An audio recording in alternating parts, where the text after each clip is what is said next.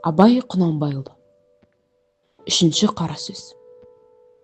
Қазақтың бірінің біріне қаскүнем болмағаның, бірінің тілеуін бірі тілеспейтұғының, рас сөзі аз болатындығының, қызметке таласқыш болатындығының, өздерінің жалқау болатындығының себебі не? Хамма ғаламға белгілі данышпандар әлде қашан байқаған. Әрбір жалқау кісі қорқақ, қайратсыз тартады. Әрбір қайратсыз қорқақ мақтаншақ келеді. Әрбір мақтаншақ қорқақ ақылсыз, надан келеді. Әрбір ақылсыз надан арсыз келеді. Әрбір арсыз жалқаудан сұрамсақ, өзі тойымсыз, өнерсіз, ешкімге достық жоқ жандар шығады. Мұның бәрі төрт аяқты малды көбейтеміннен басқа ойының жоқтығынан, өзге егін, сауда, өнер, ғылым, солар секілді нәрселерге салынса, бұлай болмас еді. Әрбір мал іздеген малым көп болса, өзімдікі де, балаларым да малды болса екен дейді. Ол мал көбейсе, малшыларға бақтырмақ. Өздері етке, қымызға тойып, сұлулықты жайлап, жүйрікті байлап отырмақ. Қыстауы тарлық қылса, арызы жеткендік, сыйы өткендік. Байлық қызметінен біреудің қыстарын сатып алмақ, ептеп алмақ, тартып алмақ. Ол қыстауынан айырылған және біреуге тиіспек. Я болмаса орынсыздығынан елден кетпек. Әр қазақтың ойы осы. Осылар бірне бір достық ойлай ала ма? Кедей көп болса, ақысы кем болар еді. Малдан айырылғандар көбейсе, қыстауы босар еді. Мен ананы кедей болса екен деп, ол мені кедей болса екен деп, әуелде ішімізбен қас сағындық. Әрі бірден соң сыртымызға шықты. Жауластық, дауластық, партияластық. Осындай қастарға сөзім өтімді болсын. Және де ептеп мал жиюға күшім жетімді болсын деп, қызметке болыстық, билікке таластық.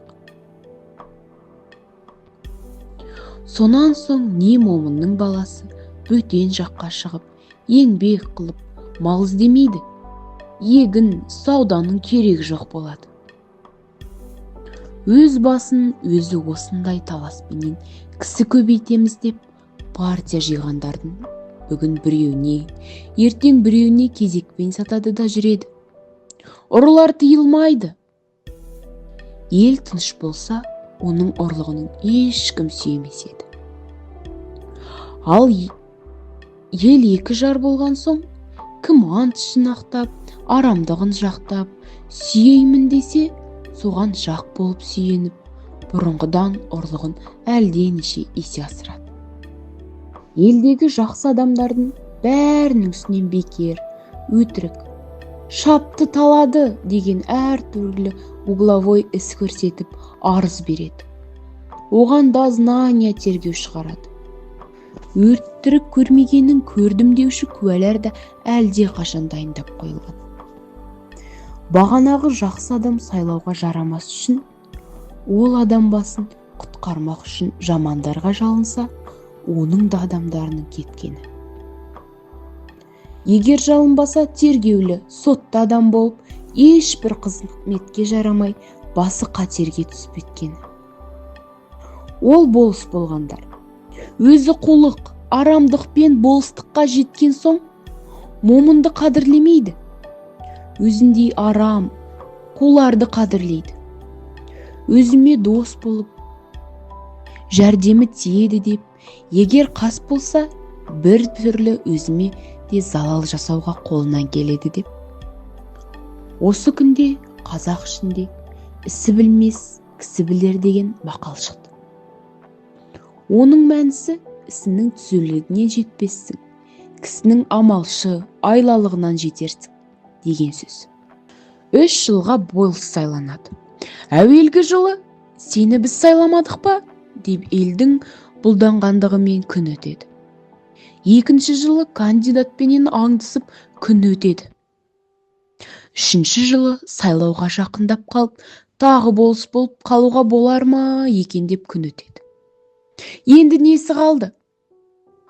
Осы қазақ халқының осындай бұзықшылыққа тартып, жылдан жылға төмендеп бара жатқанын көрген соң, менің ойыма келеді.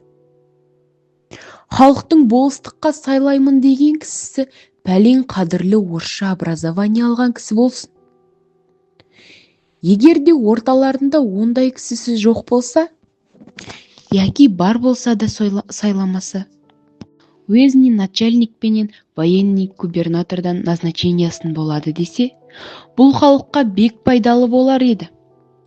Оның себебі, әуелі қызмет құмар, қазақ баласына образование беруде де ол да пайдалыс.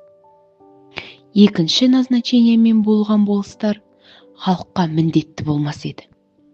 Ұлықтарға міндетті болар еді. Және назначение қылғандар тергеуі, сұрауы барлығына қарамаса, өтірік арыз берушілер азаяр еді.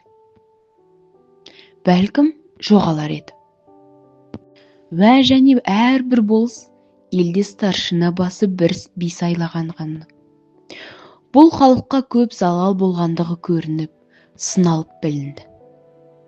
Бұл билік деген біздің қазақ ішінде әрбір сайланған кісінің қолынан келмейді. Бұған бұрынғы Қасым ханның қасқа жолын, Есім ханның ескі жолын, Әз Тәуке ханның Күлтөбенің басындағы күнде кеңес болғанда жеті жарғаның білмес керек. Ол ескі сөздерінің қайсысы заман өзгергендікпенен ескіріп, бұл жаққа заманға келеспейтұғын болса, оның орнына татымды толық билік шығарып, төлеу саларға жарарлық кісі болса керек еді. Ондай кісі аз, тіпті жоқ. Бұрынғы қазақ жайын жақсы білген адамдар айтыпты. Би екеу болса, дау төртеу болады деп. Оның мәнісі тақ болмаса жұп билер таласып, дау көбейте береді дегенмен айтылған сөз. Өйтіп, би көбейткенше әрбір болыс елден толымды білімді, үш-ақ кісі билікке жыл кесілмей сайланса, олар түссе, жаманшылықты әшкере білгендікпенен түссе, әйтпесе түспесе. Олар билерге дәукер адамдар қалмай, екеуі екі кісіні билікке таңдап алып, үстіне біреуді посредникке сайлап алып, біте берсе, егер оғанда ынтымақтаса алмаса, бағанағы үш бидің біреуін алып, яки жеребемен сайлап алып жүгінсе, сонда дау ұзамай бітім болар еді.